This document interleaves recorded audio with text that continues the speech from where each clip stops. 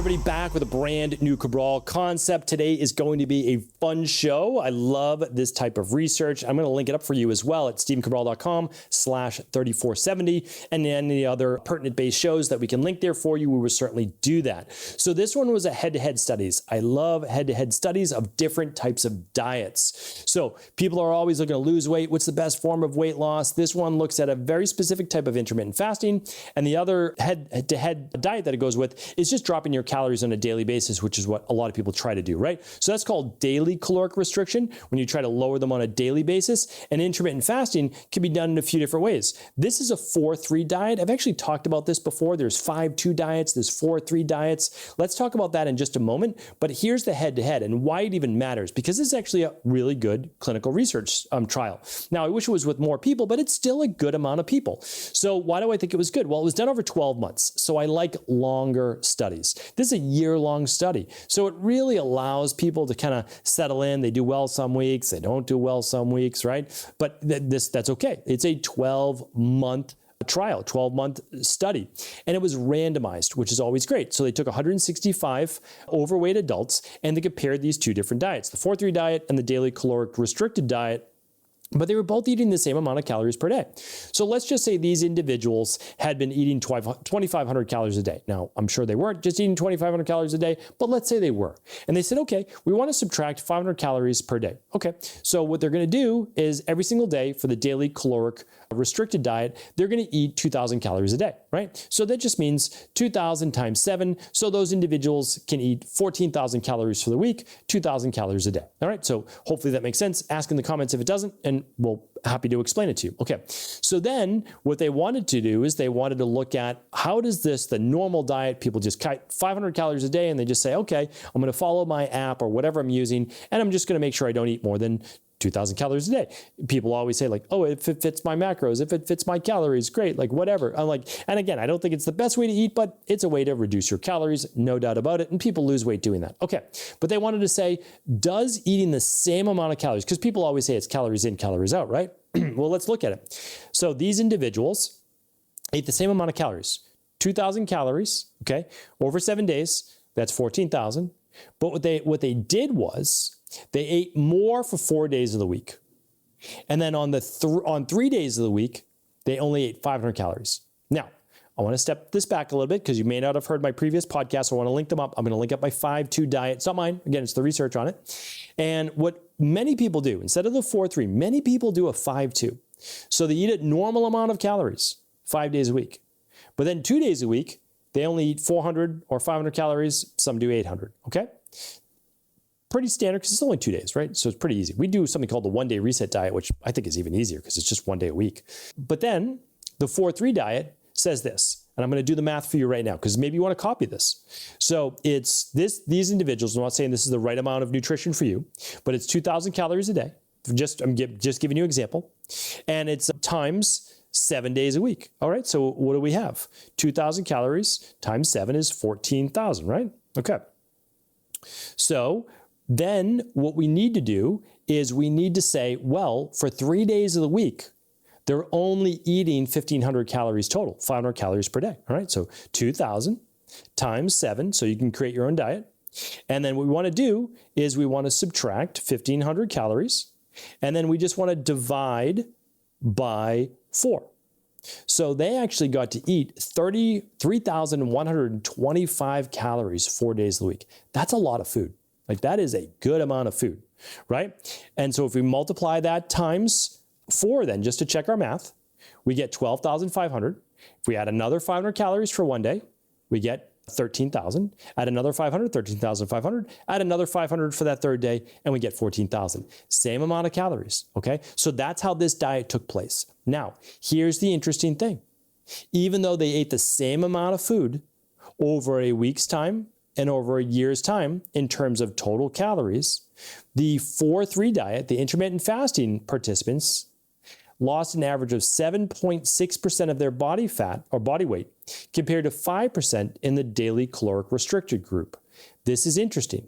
It seems like nothing, but they lost 50%, more than 50% more weight than the daily caloric restriction. 50% more weight. right? So let's just do the math on this. So put some real numbers to it, right? To make it feel real.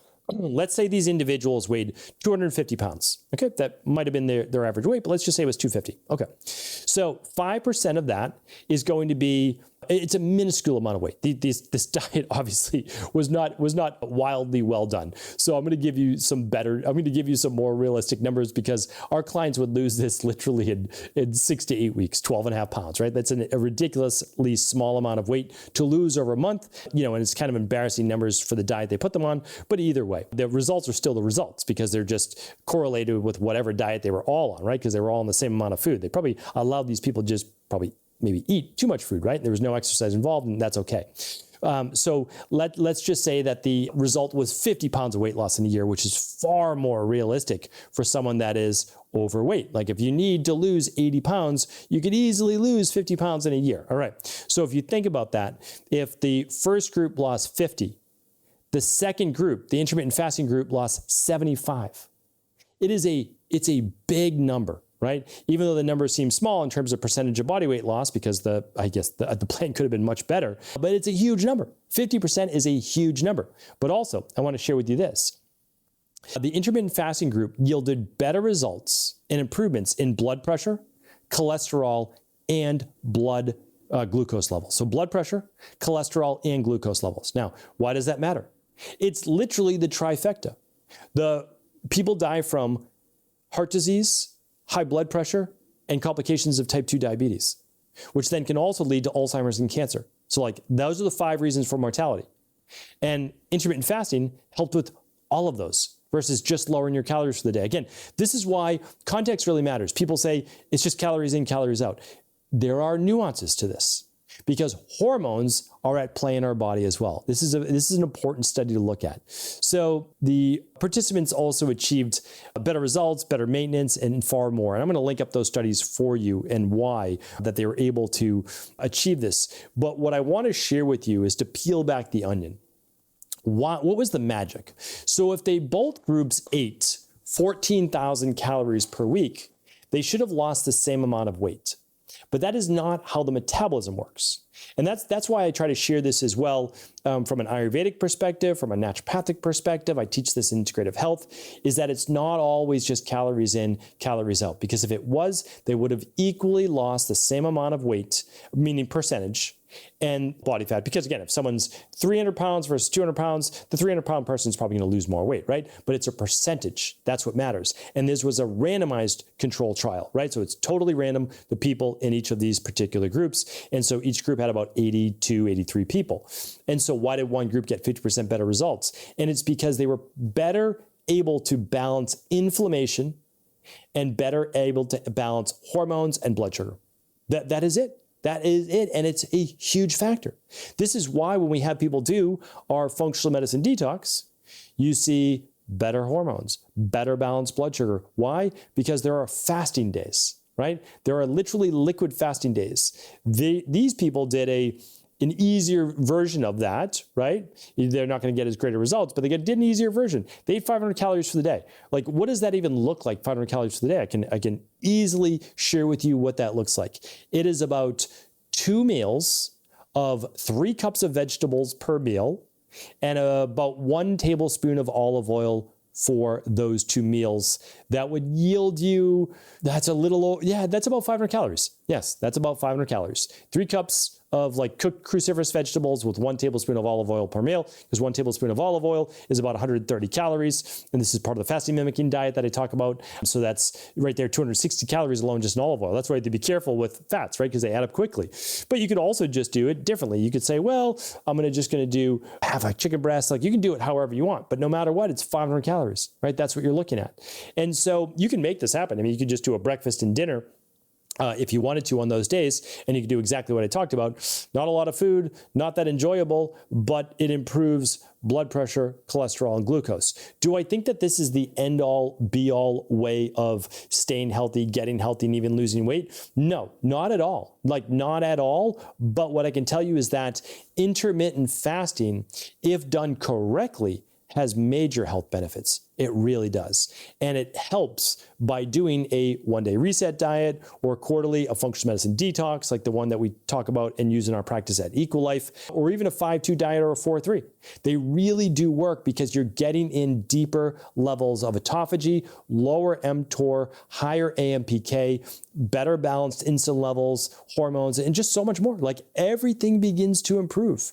And so I just wanted to share that with you today. I don't want to overcomplicate it. People want to get deeper into the research and the science. Head on over to stephencabral.com/3470. I will link up the links there, and I'll also link up previous shows that I was quoting here today. But hopefully this was helpful. If you want to hear more head-to-head studies like this, do feel free to share those comments below. Take care, everybody. Have an amazing rest of the day, and I'll talk with you tomorrow on a brand new Cabral Concept. Thanks so much for tuning into today's show. Before you go, don't forget to hit that subscribe button. I want to make sure that you're getting our daily content, not missing out on anything functional medicine, wellness, weight gain, weight loss, anti-aging, living longer, stronger, and all of the most cutting-edge research. And if there's any topics you want to hear, feel free to leave them in the comments below. Take care.